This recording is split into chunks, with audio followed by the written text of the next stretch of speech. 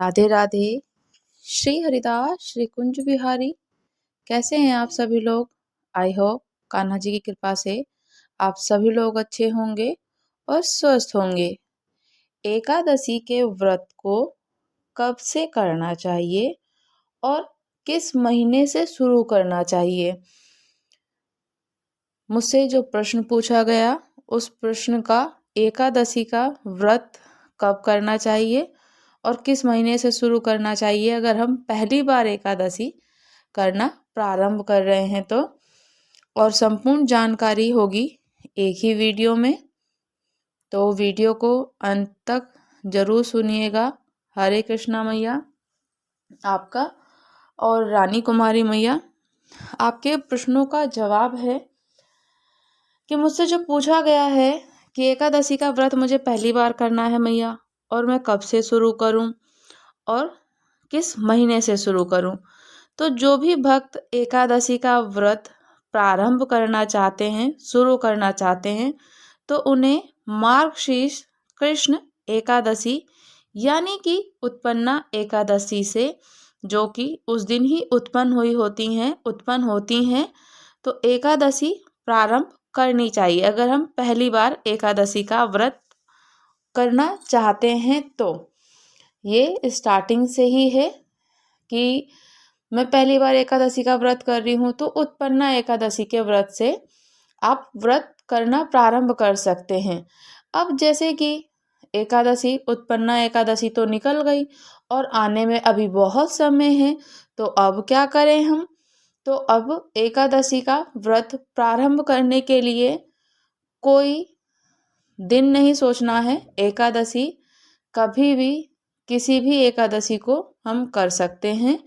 जो अब विजया एकादशी आएगी, जो कि अभी जया एकादशी गई, अब विजय एकादशी आएगी, तो आप वो व्रत भी प्रारंभ कर सकते हो। और अगर वो नहीं करना है तो अभी आगे आने वाली कोई भी व्रत एकादशी का आएगा तो हम वो प्रारंभ कर सकते हैं। शुक्ल पक्ष की एकादशी से भी प्रारंभ कर सकते हैं। कोई भी व्रत हो, जैसे कि मैं कहती हूँ, कोई भी व्रत हो, कोई भी शुभ कार्य हो, शुक्ल पक्ष से शुरू कर सकते हैं। तो आप शुक्ल पक्ष की एकादशी भी कर सकते हैं। और शास्त्रों के अनुसार अगर माना जाए तो एकादशी का व्रत करने का जो नियम है, इसे साल में कभी भी प्रारंभ नहीं किया जा सकता है, ऐसा भी कहते हैं। किंतु अब हमें एकादशी करने की मन में दृढ़ता और संकल्प ले ही लिया है कि हमें करना है, तो आप एकादशी का व्रत किसी भी शुक्ल पक्ष से स्टार्ट कर सकते हैं। और सबसे बेस्ट है, नहीं तो फिर आप शुक्ल पक्ष की जो एकादशी आती है, शुक्ल पक्ष शुभ कार्य के ही होते हैं।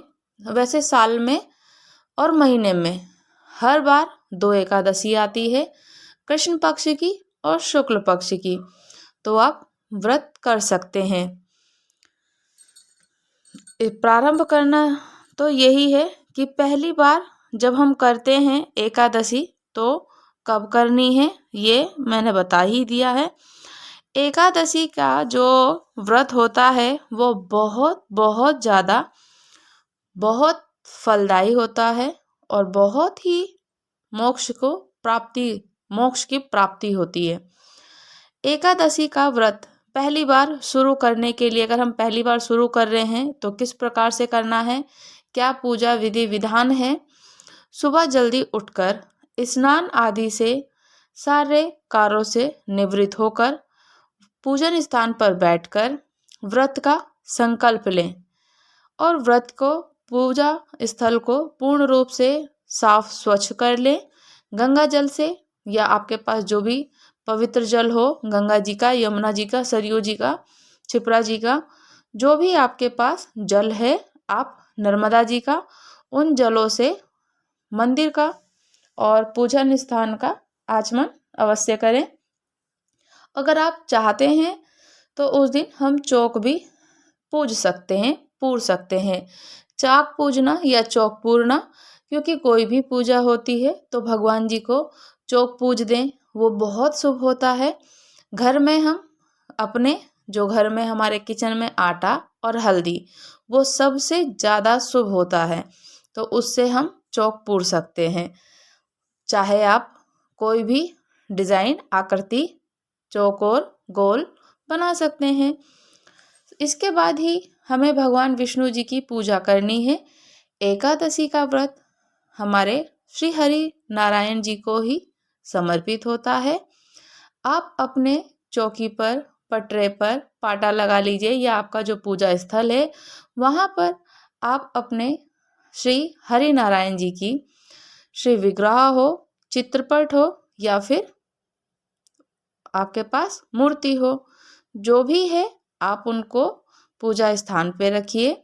भगवान विष्णु जी को, हरि नारायण जी को सात्विक भोग, और सभी देवी देवताओं को सात्विक भोग ही लगाया जाता है। पूरी तरीके से जो पूर्ण पूजन है उनका पूजन स्थान कर दीजिए, आसन बिछा दीजिए, ठाकुर जी का, श्री हरिमन नारायण जी का चित्रपट रख के पूजन की संपूर्ण सामग्री हमें ले लेनी है। और साथ ही साथ में धूप, दीप, नैवेद्य जरूर करना है।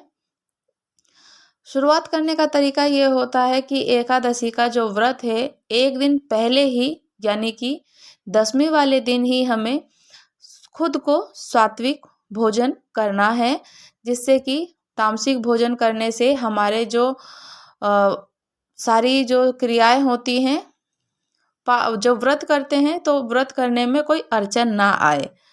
एकादशी का जब हम व्रत करें, सुबह जल्दी उठकर स्नान कर लीजिए। ब्रह्म मुहूर्त में हो तो ब्रह्म मुहूर्त में अवश्य उठना चाहिए व्रत वाले दिन। भगवान विष्णु जी को गंगा जल से अभिषेक अवश्य करें। पंचामृत से आचमन करें। उस दिन उनको पुष्प जरूर चढ़ाएं। तुलसी दल भी अर्पित करें। पर हमें एक दिन पहले ही, 10वीं जिस दिन है, 10वीं यानी कि 11 लगने से पहले, कभी कभी ऐसा होता है कि 10वीं वाले दिन ही शाम को, रात्रि को एकादशी लग जाती है, पर हम अगले दिन का व्रत करते हैं। तो हम अब ऐसे में क्या करें? तो एकादशी से पहले हमें तुलसी जी को तोड़कर रख लेना चाहिए। व्रत में हमें कोई भी तुलसी जी को या कोई भी वृक्ष का पत्ता हमें नहीं तोड़ना चाहिए। तुलसी जी पहले ही तोड़कर आप रख लीजिए। उनको तुलसी जी अर्पित कीजिए। तुलसी की मंजरी अर्पित कीजिए। भगवान जी को भोग लगाएं, जो भी फल है और पंचामृत है। साथ ही में आप जो उनको भोग लगाने के लिए बसंत ऋतु के जो हमारे फल आते हैं, ऋतुओं के अनुसार फल ले लीजिए, पंचामृत ले लीजिए, सूखा मावा ले लीजिए, जो भी मेवे आते हैं आप वो सब उनको भोग में जरूर लगा सकते हैं। गुड़ है, शक्कर है, चीनी है, मिश्री है, दूध, ये सारी भोग में उनको जरूर अर्पित कर सकते हैं। भगवान विष्णु जी के साथ ही माता लक्ष्मी जी का भी पूजन करना अवश्य होता है।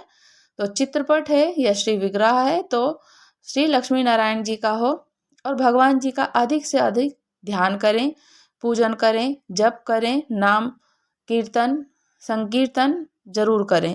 रात्रि में भगवान विष्णु जी का पूजन विधि विधान के बाद जो होता है जागरण, तो पूरी रात्रि तो आपके समय में जो काम भी करते हैं, सरवाइव करते हैं, घर में भी हैं, तो जागरण नहीं होता। तो आप एक पहर जरूर कर लीजिए, चाहे 10 मिनट, 15 मिनट भगवान जी के भजन लगा करके आप हरि नाम कीर्तन कर लीजिए ठाकुर जी के समक्ष बैठ करके। और फिर हमें अगले दिन, द्वादशी के दिन पारण करना चाहिए। पारण का सबसे बड़ा महत्व यही है कि जब द्वादशी का पारण हो तो द्वादश के समय में ही हमें पारण कर लेना चाहिए। जैसे द्वादश की टाइमिंग होती है 7 बजे से, मैं आपको एक फॉर एग्जांपल बता रही हूँ कि अगर 7 बजे से लेकर 9 बजे के बीच तक का टाइम है तो हमें उसी समय ही पारण करना बहुत आवश्यक हो जाता है, कि द्वादश में ही पारण करना पुण्य फल की प्राप्ति, और जो हमने व्रत किया है वो व्रत तभी पूर्ण होता है। कभी ऐसा हो कि हमसे पारण करने का भी हमारी भोजन की सामग्रियां ना बनी हो, तो उस समय में आप अपने मुख में तुलसी दल और जो जल है वो ठाकुर जी का चरणामृत पंचामृत लेकर के उस समय में आप पारण कर लीजिए। जब आपका भोजन बन जाए तो कोशिश तो पहले यही कीजिए कि बना लीजिए पहले, और कभी किसी कारणवश लेट हो जाए, ना बन पाए, तो आप क्या करें कि जब पहले जो समय है उसमें तुलसी दल और पंचामृत, ठाकुर जी का चरणामृत लेकर के आप उससे पारण कर लीजिए। जब आपका भोजन बन जाए ठाकुर जी को भोग लगाइए और फिर आप भोग पाएँ। सबसे पहले कि हमें जो द्वादश का पारण करना है, भोजन में क्या खाना चाहिए। जब हम द्वादश का पारण करें, एकादशी का जो हम द्वादश वाले दिन पारण करें, तो सबसे पहले हमें जो कौर खाना है, अनाज खाना है, चावल का दाना, चावल का कौर। आप चावल, अरहर की दाल, चटनी नहीं, चटनी में तो फिर हमें धनिया ही होती है, टमाटर, ये सब सात्विक भोग। तो बट आपको पहले जो सबसे पहले खाना है चावल, अरहर की दाल, और सात्विक भोजन ही हमें करना है। आटे का सेवन नहीं करना चाहिए। और इस दिन हमें द्वादश के दिन भी भगवान जी को पहले पूजन, भोग, धूप, दीप, नैवेद्य दिखा करके ही पारण करना है। तुलसी जी की भी पूजा करनी है, दिया दिखाना है, उसके बाद पारण करना है। क्योंकि चावल का जो महत्व है, चावल हमें ये होता है कि 11 को तो हमें खानी नहीं है, पर द्वादश को खाना ही सबसे महत्वपूर्ण क्यों है। जो कहा जाता है कि द्वादश के दिन हमें सबसे पहले जो पारण करना है तो चावल खाकर ही पारण करें। जो हमारे जो अन्नदाता हैं, जो भी ठाकुर जी हैं, और उन्होंने जो किसान भाई हैं हमारे, जो फसल बोते हैं, जो जोए उगती हैं, जितना भी जो अन्न निकलता है, जो पशु पक्षी पंछी हैं जो खाते हैं, तो जब कहते हैं कि हम लोग चावल का पहला निवाला, जो पहला कौर खाएंगे, तो वो पंछियों को उसका भाग मिल जाता है। तो हमें जब उनका भाग उनको मिलता है तो हमें उसकी पुण्य फल की प्राप्ति होती है। तो इसीलिए हमें द्वादश को चावल खा के ही पारण करना चाहिए। सबसे महत्वपूर्ण नियम यही है। बाकी आप सब, काफ़ी भक्तजनों को मैंने सुना है कहते हैं कि चावल नहीं खाते हैं। हम रोटी है, पूरी है, जो जैसे नियम बना लेता है वो शुरू से वैसे ही करता आता है। काफ़ी ऐसा होता है कि एकादशी के दिन हमने व्रत तो कर लिया, पर एक समय ऐसा कितने लोग करते हैं कि फलाहार खा लेते हैं और कितने लोग अन्न खा लेते हैं। अन्न क्या, जो व्रत वाला खाना आता है, जैसे कि समा के चावल, कुट्टू के आटे, सिंघाड़े की आटा, या फिर साबूदाना की खिचड़ी, ये सब वगैरह वगैरह नवरात्रों में जो मिलते हैं वो चीज़ें मोस्टली।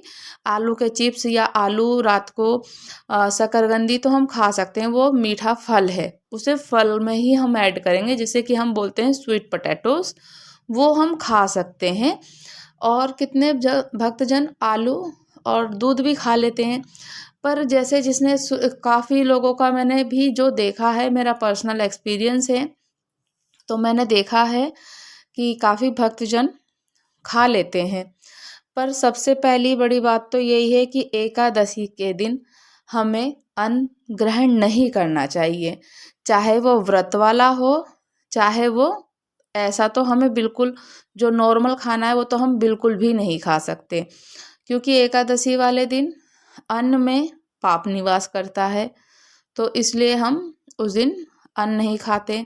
तो आप 1 से 2 टाइम फलाहार कर सकते हैं, चाय भी पी सकते हैं हम लोग, दूध, दही, लस्सी पी सकते हैं। क्योंकि भाई हम काम करने भी जाते हैं, घर में भी रहते हैं, दवाइयाँ भी खाते हैं, जॉब भी करने जाते हैं, और हमें एकादशी का व्रत भी करना है। तो जब हम काम करने जाएं, तो हम जब स्वस्थ रहेंगे तो हम एकादशी का व्रत कर पाएंगे। अब एकादशी का व्रत करना भी है और जॉब पे भी जाना है, तो आप 2 बार फलाहार कर सकते हैं, लस्सी पी सकते हैं। मतलब मीठा ही खाना है, फलाहार में हमें मीठी चीज़ें ले लेनी है। शाम को आप वही दूध है या फिर स्वीट पोटैटो आप खा सकते हैं। अन्न हमें नहीं खाना चाहिए, चाहे साबूदाना हो या मीठे समा के चावल। कितने लोग बोलते हैं चावल तो हमें खाना ही नहीं है, पर कहा जाता है कि समा के चावल हैं, ये तो व्रत वाले हैं, तो वो तो चावल ही ऐड हो गए ना, तो हमें वो चीज़ तो हमें नहीं खानी चाहिए। बिल्कुल भी उसको अवॉइड करना चाहिए। अन्न तो हमें खाना ही नहीं है। बाकी काफ़ी भक्तजनों को मैंने देखा है खा लेते हैं। अब वो उनकी ही जिस तरीके से जिस कुल में जैसी रीति शुरू से चलती आई है, उन्होंने उस चीज़ को फॉलो किया है, तो वो वैसे करते आ रहे हैं, कोई दिक्कत नहीं है। जिसकी जैसी भावना है वो कर सकते हैं। बट हम लोग कोई भी अन्न ग्रहण नहीं करते हैं। तो मैं तो यही कहूँगी कि अन्न मत ग्रहण कीजिए, फलाहार कीजिए, द्वादश के दिन पारण कीजिए और फिर खूब दब करके खाइए। और यही है कि एकादशी के दिन हमें ये भी ध्यान रखना है कि कोई हमें पत्ते वृक्ष के नहीं तोड़ने हैं। तो कुछ चीज़ें तो यही हैं जो आप कार्य कर सकते हैं कि व्रत आपको कब करना है। अगर आप उस समय नहीं कर पाए हैं, जैसे कि अब मार्गशीर्ष आने में बहुत समय है और क्या करना है, तो आप शुक्ल पक्ष से एकादशी का व्रत प्रारंभ कर सकते हैं। और मैं आपको जो भी और चीज़ें जानकारी चाहिए हो तो मुझे आप मैसेज कीजिएगा कि व्रत हमें कितने करने हैं, तो मैं आपको दूसरी वीडियो में जानकारी ज़रूर दूंगी। आपको चर्चा कैसी लगी मुझे कमेंट करके ज़रूर बताइएगा। जो भी प्रश्न हो ज़रूर पूछिएगा। राधे राधे। श्री हरिदास श्री कुंज बिहारी। लाइक कीजिएगा, कमेंट को शेयर कीजिएगा।